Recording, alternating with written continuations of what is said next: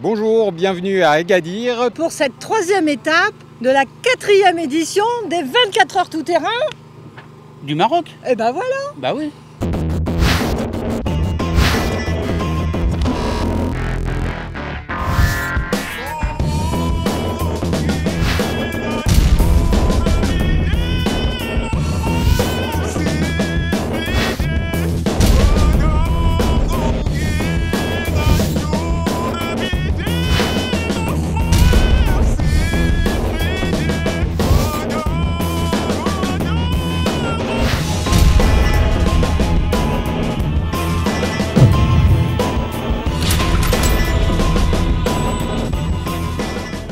Troisième et dernière étape dans le sud marocain, 21 km de spécial dans la province d'Agadir. Mais avant le départ, petit flashback avec quelques anecdotes des baroudeurs du Rallye Raid.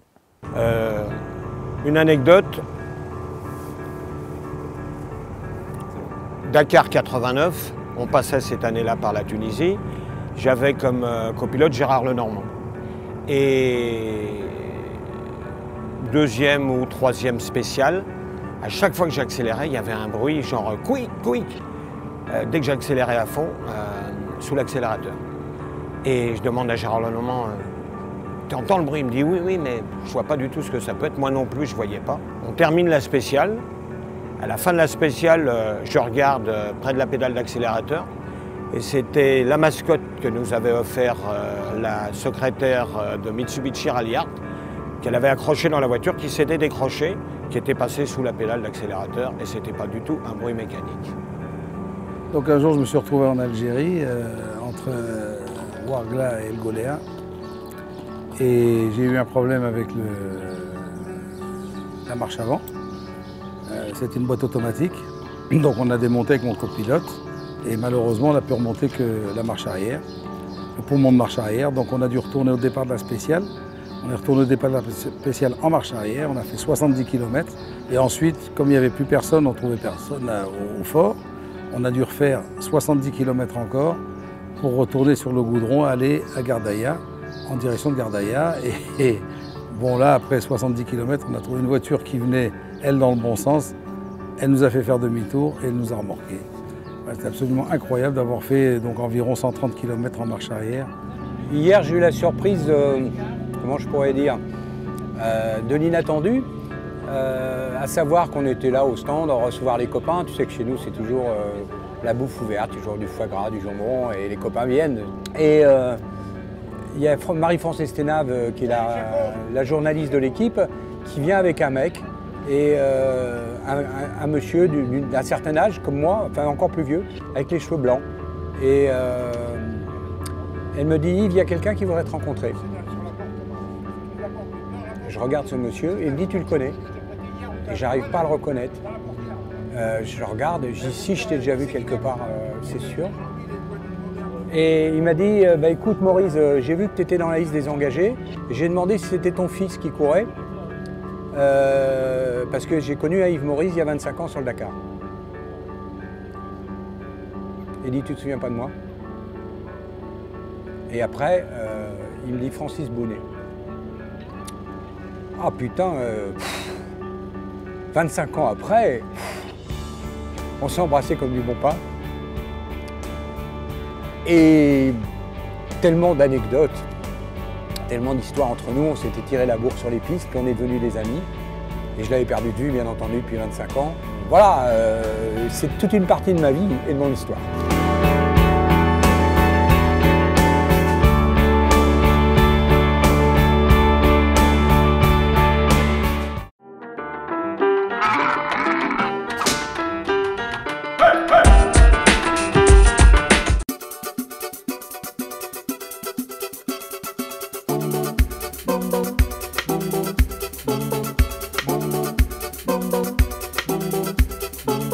Fini de dormir. Les concurrents arrivent pour la troisième étape du rallye à Agadir. Une étape de 21 km entre dunettes et pistes rapides. Vous allez bouffer de la poussière.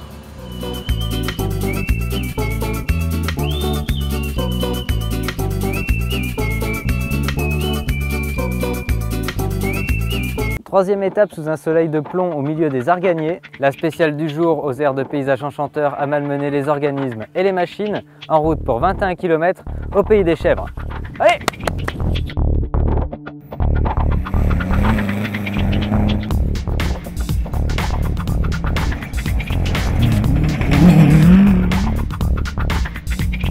Au milieu des Arganiers, la boucle de 21 km de Agadir est certainement la plus belle du rallye. Mais c'est aussi la plus difficile pour les concurrents. Un soleil de plomb, pas de vent, une poussière stagnante rendent cette spéciale dangereuse pour les voitures qui se suivent de près. Au vu de ces conditions climatiques, l'organisation a préféré écourter l'étape. Pour des raisons de sécurité. Il fait, on va dire, il fait trop chaud, il y a trop de poussière et ça devient dangereux pour les participants. Donc 3 heures, ça suffit au lieu de 6 et tout le monde est ravi, content. Le circuit, dommage, était un des plus beaux. Mais la sécurité étant, on ne peut pas se permettre de continuer à leur faire prendre des risques. Un geste que les concurrents ont apprécié tant la chaleur dans les habitacles était pesante. Cela ne les a pas pour autant refroidis et la lutte pour le titre a continué de plus belle. Thierry Magnaldi, à bord du Pro-Truck Ironman numéro 3, survole l'étape et signe le meilleur temps en 16 minutes et 19 secondes. Le décor était super, il y avait beaucoup de brebis, il fallait être très vigilant, beaucoup de pilotage, mais sinon RAS, j'ai eu la chance de prendre un bon départ, partir devant, pas de poussière, et puis faire ma course tranquille. Donc la course a été écourtée de 3 heures parce que c'était vraiment pénible pour doubler, il y avait beaucoup de poussière, c'était un petit peu dangereux, donc je pense que c'est une bonne option qu'ils ont pris, et puis pour nous ça nous arrange puisqu'on était en tête à ce moment-là.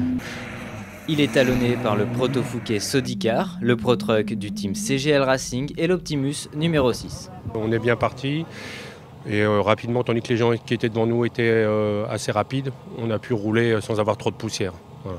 Après ça c'est un petit peu compliqué quand on a commencé à rattraper les derniers. Là c'est tombé au mauvais moment de la journée je pense, où il y avait le plus de poussière. Et là c'était un peu difficile mais pour tout le monde. Donc.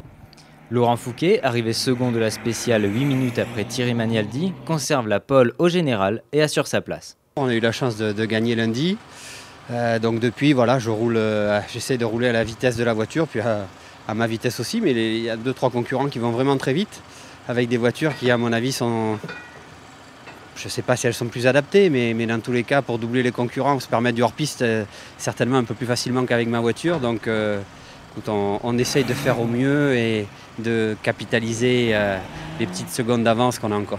Autre véritable course dans la course, les 4x4 d'usine préparés ou non, des catégories T1B et T2, mènent une lutte acharnée depuis le début du rallye. Le team Autodistribution, ou plus affectueusement appelé Momo Circus sur le paddock, mène la danse de cette course interne depuis le début du rallye. On ne peut pas faire mieux que maintenant, en tout cas on verra après-demain. Mais on est 9e, c'est bien, le top 10 pour un 4x4. Et surtout, on est le premier 4x4. Pour nous, c'est très important. Malgré une étape écourtée, la spéciale n'a laissé personne indifférent, à l'image du seul team entièrement féminin du rallye, le K-Team. Génial, c'est la plus belle des 3. Ah ouais, c'était magnifique, à travers les Arganiers. Et puis il y avait une succession de petits gazons, de sable blanc, il y avait même des dunes.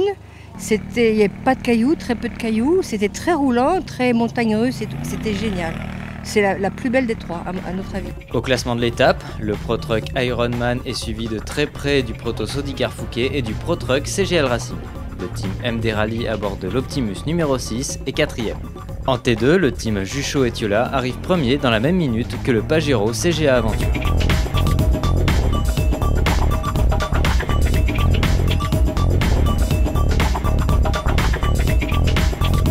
Au général, le Proto Sodicar est toujours en tête, suivi du team MD Rally à bord des Optimus 6 et 11. Le team LH Assistance est 4e. En T2, le team CGA Aventure reste en tête avec 4 tours d'avance sur le Toyota KDJ 75. Le Montpellier 4x4 est 3e.